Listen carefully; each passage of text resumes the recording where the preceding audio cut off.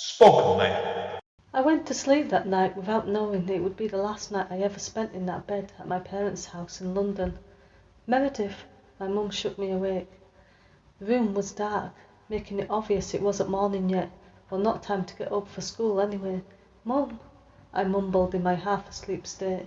It's time to go. Everything I told you about those stories is true. It's time for you to leave us so you can train to be a protector. Your dad and I, we've done everything we possibly can to prepare you. First Charge is the first book in the Destiny Initiative series by Amanda Steele. The book can be purchased in paperback from Amazon. The ebook can also be purchased on Kindle, Kobo, Apple Books, and many others. Spoken Thank you today for tuning in to Spoken Label. Spoken Label was originally set up at the beginning of 2016 and as of recording has over 200 sessions in our archive. Although the podcast can be heard on Anchor, iTunes, Apple, Spotify, YouTube, and literally 10 or 11 other networks, the full archive can be found at Spoken Label, and all one word, spokenlabel.bandcamp.com. On Bandcamp, it is set as pay what you want, so you are entitled, if you wish, you can download it or stream it for nothing. But if you want to throw me a couple of pennies my way, it is always eternally grateful to help me maintain the operating costs and future running costs of this podcast. Enjoy. Spoken Label. Hi guys, Andy N. Spoken Label back in the house. We're on Zoom again today. I've got a lady with me today. I've been speaking to this lady probably a good couple of months now, actually. First time we've actually properly chat. And I can't remember how well Carol Fenwick's with me today. Carol, how did we first get talking on Facebook? Can you remember? I can. I think I sent you a friend request. That's probably was because I probably had one or two.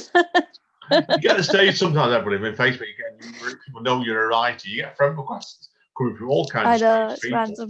And then what I always try and do is drop people a message when they send me a friend request. So I'd rather know people are genuinely accept it. And Carol didn't. We've had a really good chat about bits and pieces the last couple of we did. And it's been great because we've been speaking on and off ever since. So, right, Carol, of course, is. I'll let her tell tell people and Carol about your background. You've been up and down all over the various parts of the country, haven't you, really, since you first got going? Kind of, more like north and south, really. It sounds a bit funny. Yeah, well, basically, I was born in Cambridge. My parents moved up north with me when I was a baby. I was only about under a year old when we moved, or something like that. I can't remember the exact details, but so I moved to the northeast of Middlesbrough, where my dad had a job as a college lecturer, and that's why they moved. House prices were cheaper there, as it is now. Really, they're cheaper up north. Not that anyway.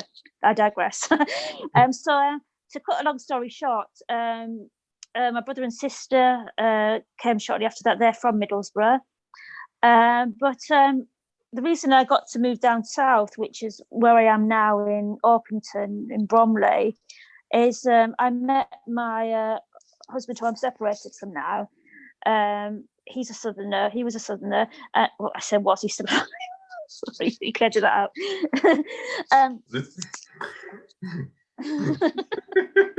No, seriously, yeah. You moved obviously down there, then that's where you're in.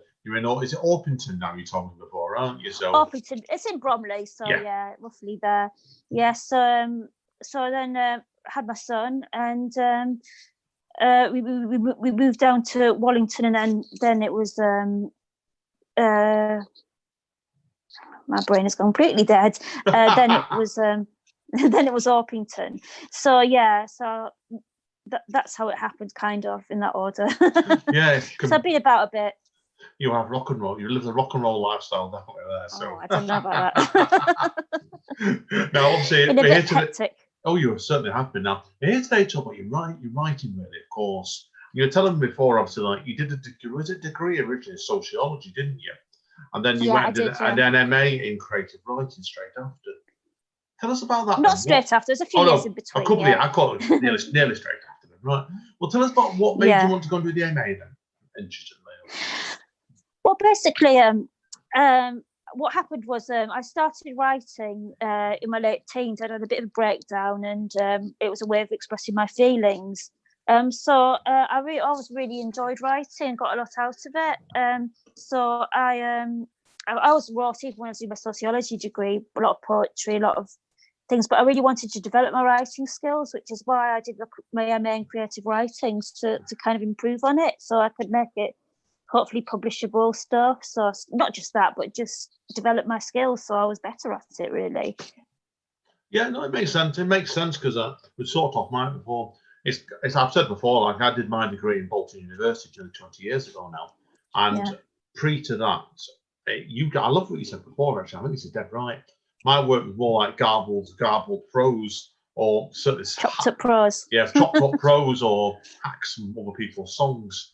But I think doing the studying like that, I learned a lot from it. It taught me to be a much more focused writer.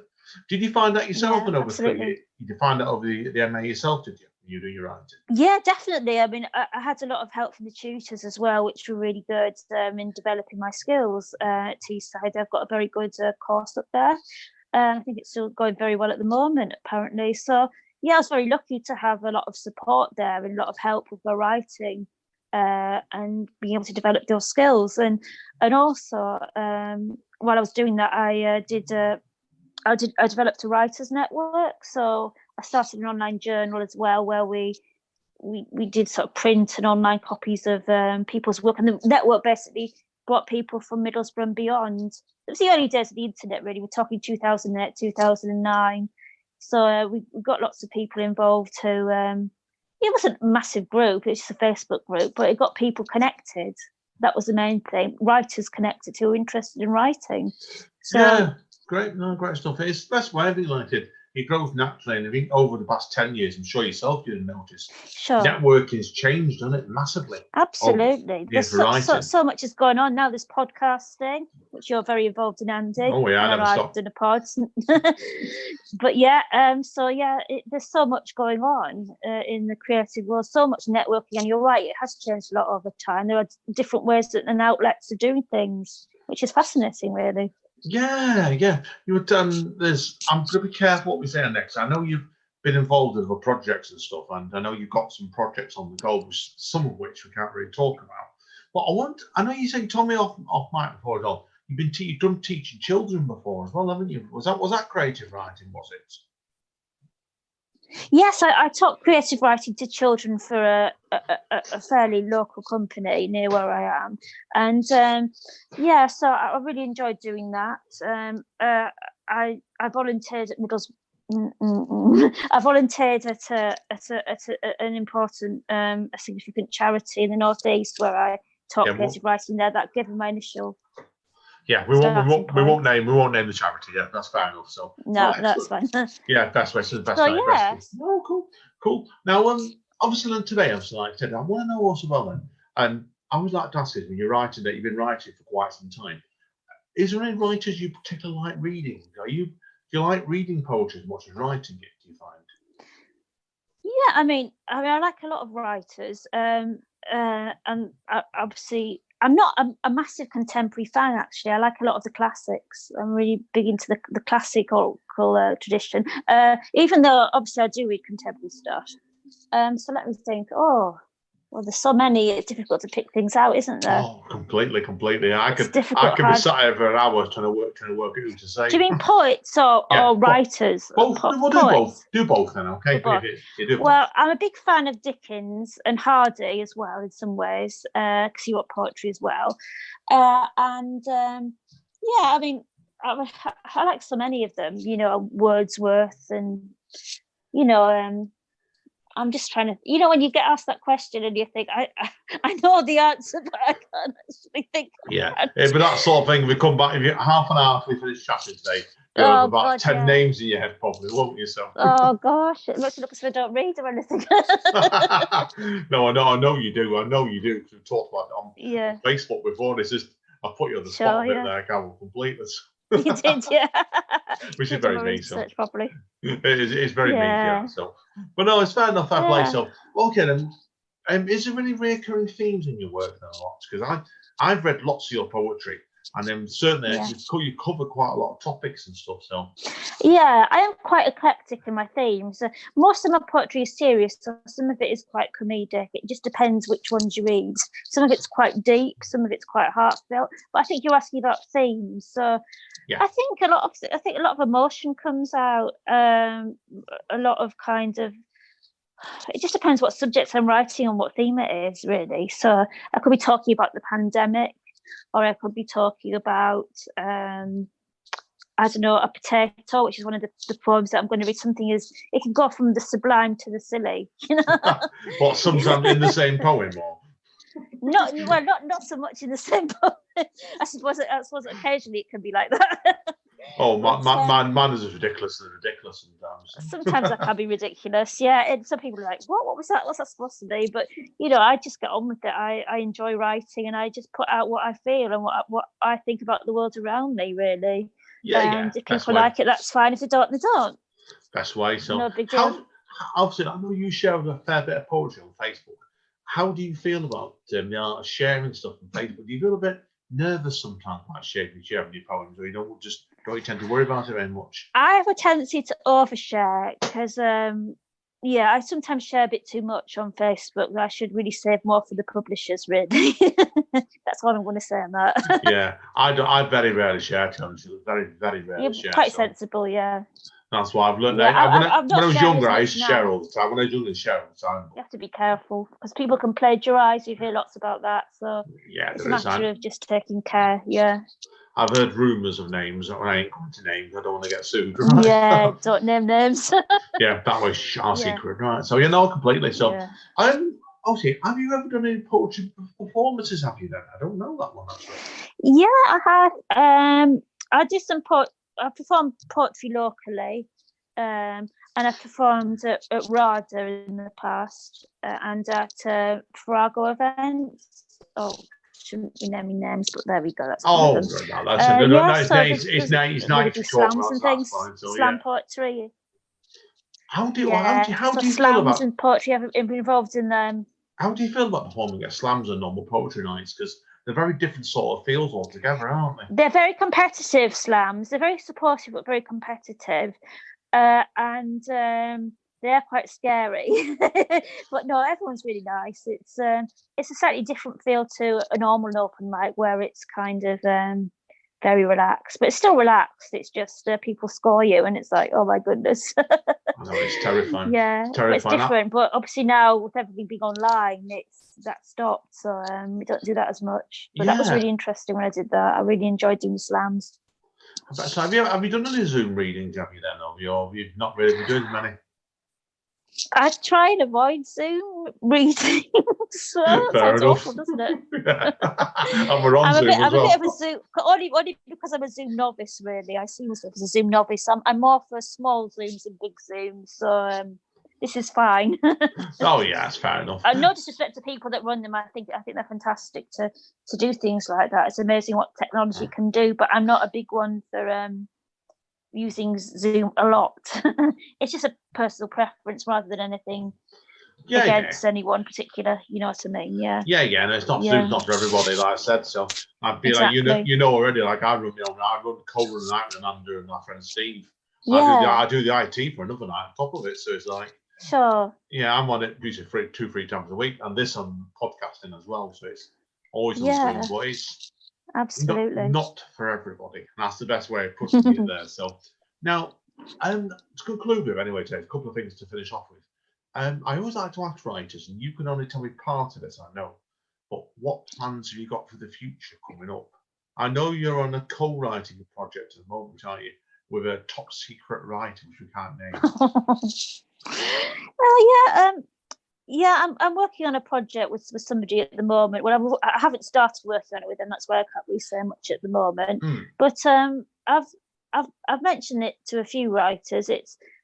I can't really say much at the moment, but it's just basically a really interesting project that's basically around to do with the times that we're in now, and will involve hopefully maybe setting up a blog with other another of these blogs with poetry, but I can't really say much about it now. It's getting back into my editing thing. That's a good idea. Editing head on. Yeah. Yeah, I think you have to. Yeah. Like I said, is you keep planning projects all the time, don't you? So, do you Exactly, you've got to keep ahead. do you envisage you'll bring a book out someday? Yes, I'm hoping to bring a book out maybe sometime in the not so distant future, or some of my pandemic poetry. I know there's been lots of them around at the minute, but I've written quite a lot during the COVID-19 pandemic. So some of it's serious, some of it's funny, but obviously it's on hold at the moment when I do other things. But that's something to maybe look out for in future. So yeah. Yeah, completely. Because I think the pandemic itself has affected writers in all different kinds of ways. Yeah.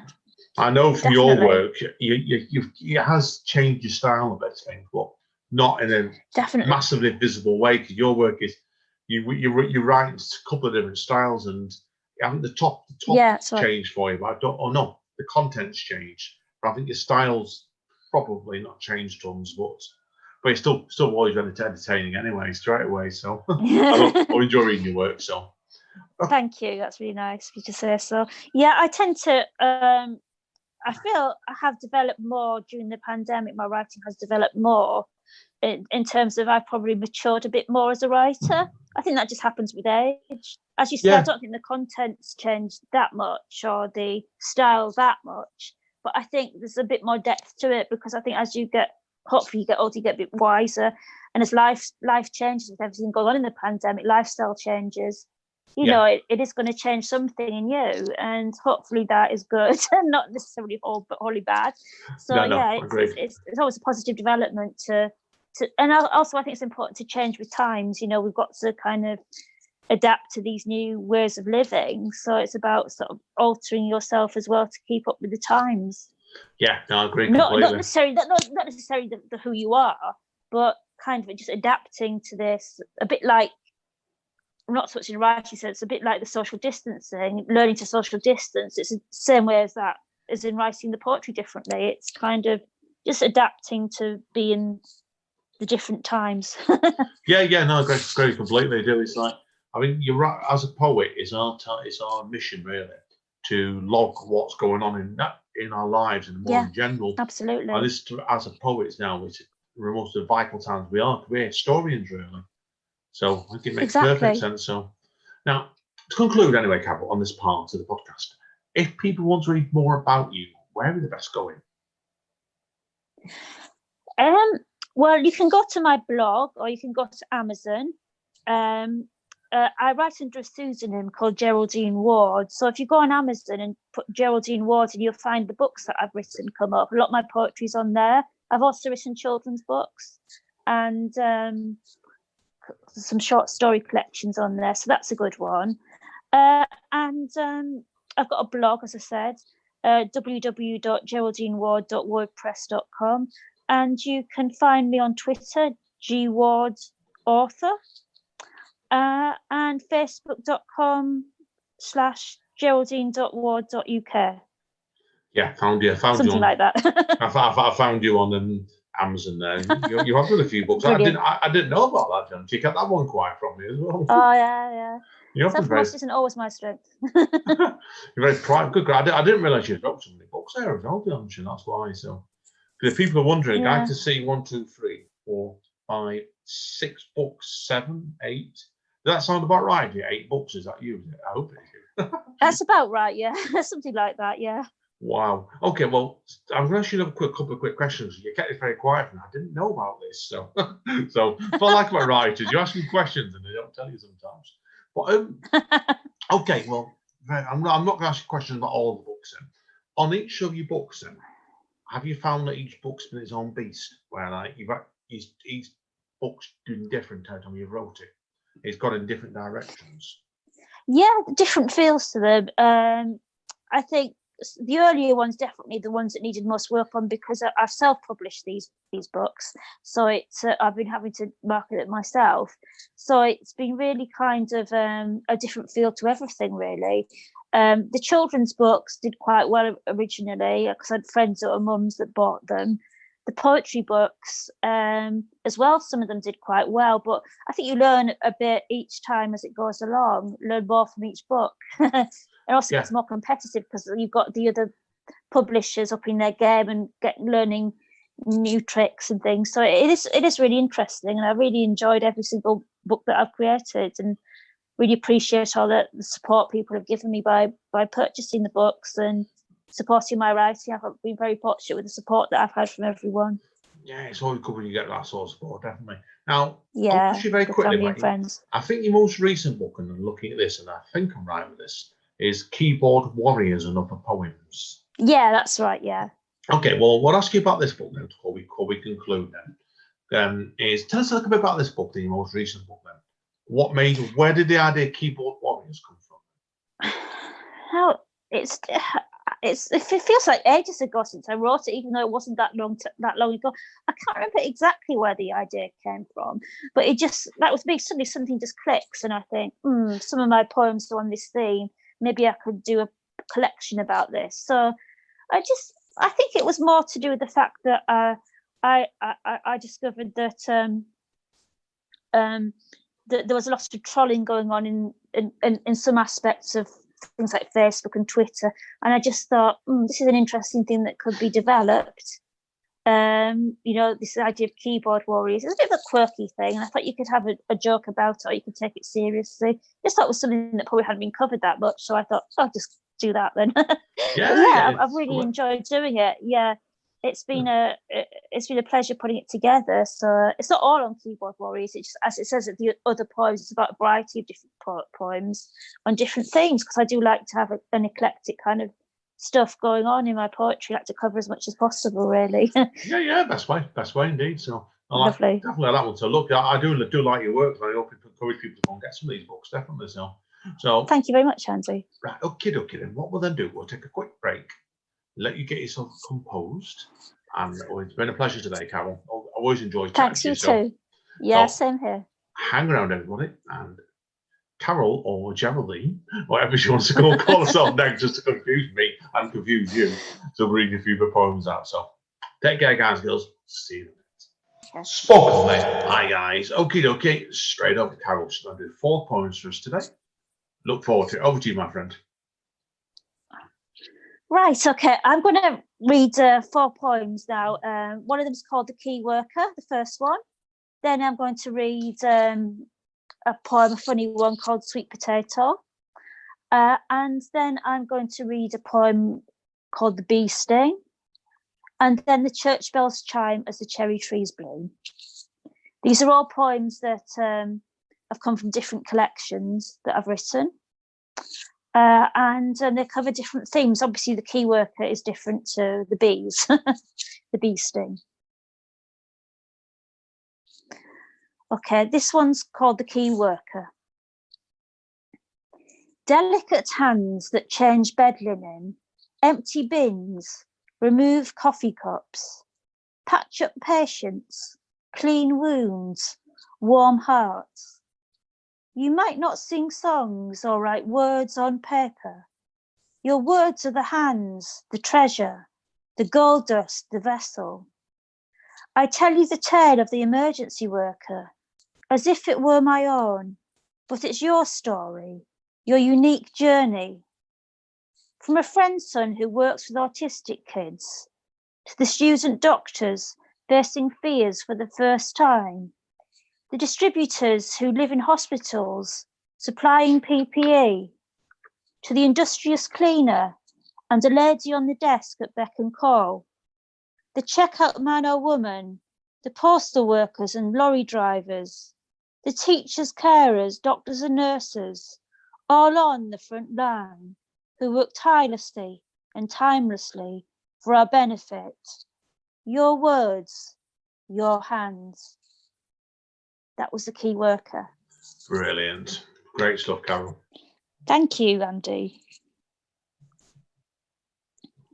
Now, the next one, I'm just remembering if I've put it in the right order, is Bee Sting. Or was it Sweet Potato? You told me to avoid Sweet Potato was the second one. Oh, yes, that's right. Sorry about that, Andy. I'll find Sweet Potato in a second. Oh, what have I done with it?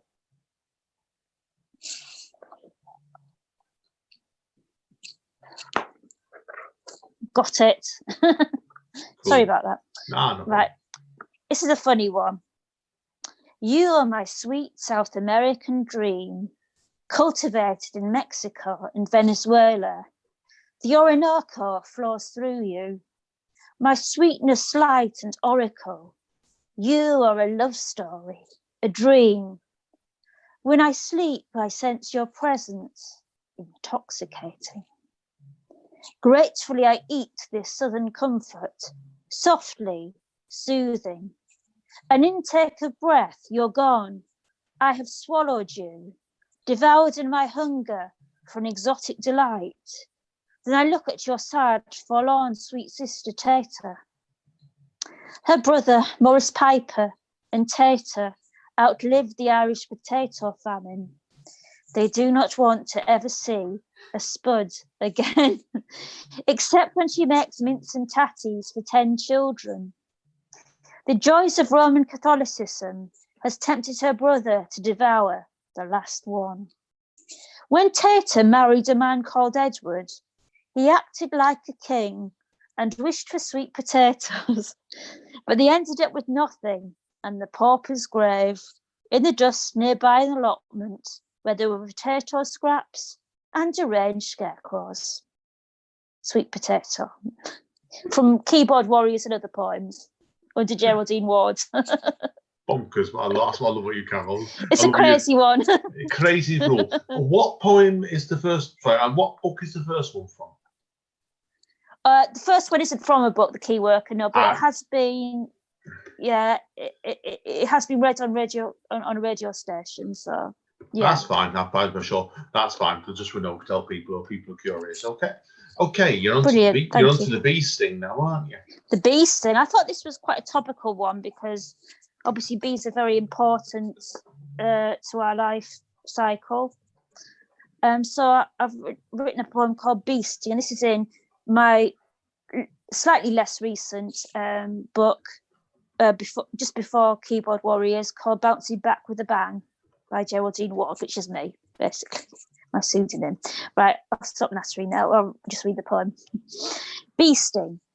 A bee sting is nothing compared to a world without them. No ecosystem. Instead of pollination, we have self-gratification. Amber nectar man on his 6th lager can. Fornication, indigestion. Too much human gestation means overpopulation. While rife in this land of vice is virtual living, we are all in our own VR world, touchscreen, handset, Xbox. While the bee busily sacrifices, too many people destroy. Their debris of toxins emptied among the vegetation, the bee helped create through pollination, creating a wonderful, fertile world. But now mankind, in its Machiavellian way, is reshaping destiny, so the bee sting is nothing compared to the travesty caused by humanity. That was bee sting. Excellent. Again, nice change in tone there again as well. You read that three completely different sort of pieces there today, so I really enjoyed that one. Okay. Thank you. It took me a while to choose. Is there time for one more? Yeah. We got time for a fourth one, definitely. Now, tell us the title of the fourth one again. So you said it that quick before. I've got the church bells. Sorry. It's a lot of alliteration in it. It's the church bells chimes, the cherry trees bloom. Yeah, there's a lot of alliteration. Sorry, Carol. Sorry, start again. My fault. You got me laughing now. Right. The church bells chime as the cherry trees bloom. On a sunny street outside, after the carers were clapped and Good Friday came, I imagine the church bells chime as the cherry trees bloom. As all around is dazed and quiet, while natural colours are an enchantment. Outside I hear a book page turn, while I, slow to learn repercussions, enjoy the rough beat of traffic and dogs barking, the sun streaming through. All in time for when Easter Sunday comes, when the church bells chime and the cherry trees bloom. Brilliant. Now, great way to finish off. Thank you, Andy. I've got to say, that one, if you're doing that one live, you'd have to be totally sober because I'll be getting the title mixed up with that with me. I've been getting all completely wrong. I know what I'm like. So, oh no, fantastic. What book is that last one from, Carol? Just so people know. That was the book yet to be written. The one I'm working on. That's the same as the other one. They're both the pandemic ones. I'm going to be working on in a project. That's fine. Of my own. People wonder that's my forthcoming book. They're brilliant. Thank you today, Carol. It's been a pleasure. So, thank you very much for having me. Hang around. I need to speak to you off mic. But Andy N is saying thank you again, Carol. And as Don Callis says, stay safe and stay over. See you all soon. Spoken, mate.